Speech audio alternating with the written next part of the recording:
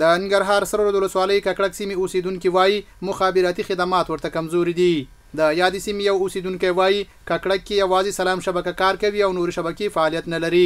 غوښتنه هم دغه ده او توقع تمام هم دغه ده چې دغلته نور شبکې دغلته مخه وکړي او تر څو پورې دغه د ولس ستونزې حل شي. له چارواکو نه او له مرکزي حکومت نه هم دغه غوښتنه ده چې د نورو ستونزو تر څنګ دغه هم یې ډېره یوه لویه ستونزه ده چې فعلا دغه ولس ورسره لاسه ګریوان ده. د ککړک یو بل اوسیدونکي له مخابراتو ریاسته د نورو سایټونو لګولو غوښتنه کوي. دلته یو سلام شبکه ده نو دا نور شبکې نشته ده. هغه سلام شبکه هم داسې ده هغه انټرنیټ کې ډېرې ستونزې دي نو صحیح کار نه کوي.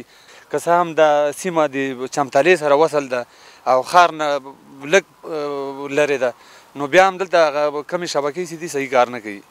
د ننګرهار مخابراتو رئیس وایي ننګرهار کې د مخابراتو ادارې لخوا د 10مې پروژې په نوم چې پکې د نویو سایټونو لګول شامل او بشپړه شوه. دی وایي 10مې پروژې لپاره د ننګرهار ټولې هغه سیمې چې مخابراتي فعالیتونه پکې کمزوري دي لیست کړي او سایټونه پکې لګوي. نو دې نه مخکې زموږ 10مه پروژه شروع وه چې موږ ټولو لرو پرتو سیمو کې هلته تقریبا 30 نوي سایټونه ولګولو او خلکو ته اوس خدمات وړاندې کوي چې هغه ټولو په خدماتو باندې شروع کړي ده.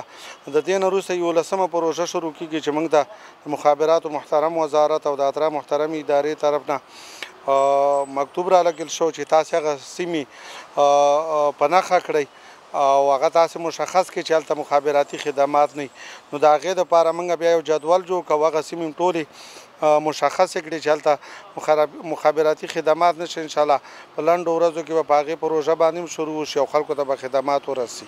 د اسلامي امارت واک ته له رسیدو راهیسې د ننګرهار ډېری هغه سیمې چې مخابراتي فعالیتونه پکې نه وو اوس پکې دغه خدمات روان دي.